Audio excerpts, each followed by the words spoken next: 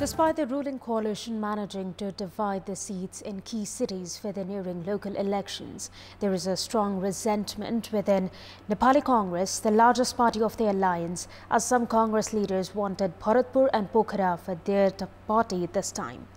Good morning, I am Bipashna Tamang and these are the headlines of the hour. Ruling alliance finalizes its election equation, allocates 7 seats for Congress, 2 for Mao Centre and 1 each for Unified Socialist and Janata Samajwadi. Female aspirants likely to be overshadowed as ruling parties finalize the poll partnership. Female leaders call on their parties to ensure inclusion. Russia test launches a new nuclear-capable intercontinental ballistic missile which President Putin says would make enemies stop and think.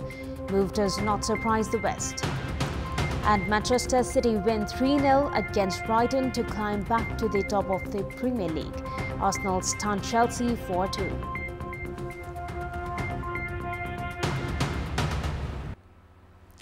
The ruling alliance has finalized its election equation for the 11 sub-metropolises. The meeting of the alliance held in the Prime Minister's official residence in Balwatar has allocated 7 sub-metropolises for Nepali Congress, 2 for CPN Mao Centre and 1 each for CPN Unified Socialist and Janata Samajwadi Party. Prior to this, the ruling alliance had agreed to give Congress 3 of the 6 metropolis yesterday, leaving 1 each for the remaining parties of the alliance. The Constitution of Nepal has ensured 33% quota for women at all levels. However, women candidates aspiring to stand in the upcoming election have been overshadowed as political parties forge poll partnerships that suit the interest of a handful of leaders in top positions. The probability of female candidates winning in local levels was higher last time as parties had contested separately. However, 5 major political parties competing in the election together this time has affected the male-to-female candidate ratio. 40% of the elected candidates from the previous local level election were women. However, women candidates are certain to be sidelined this time as parties of the ruling alliance have favored male candidates to suit their election equation. The e-commerce sector has witnessed a significant surge following the COVID outbreak. In this context, I caught up with Bjarke Mikkelsen, the founder and global CEO of the Raj Group. Here are the excerpts.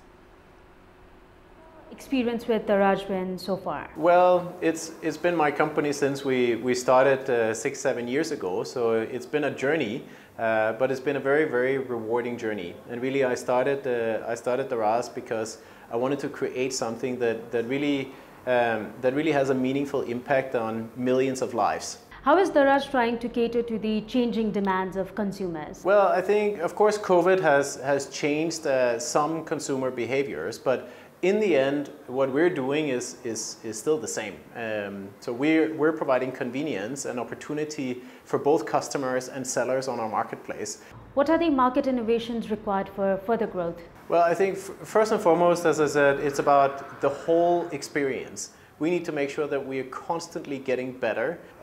We're also working on localized language translations, so using our machine learning algorithms to translate the entire platform into local language, into Nepali, to give users a complete end-to-end Nepali experience. That's something that I'm very excited about. So what are the possible challenges in e-commerce? Well, every year we have a whole range of challenges that we need to overcome. And it's been like that since the beginning.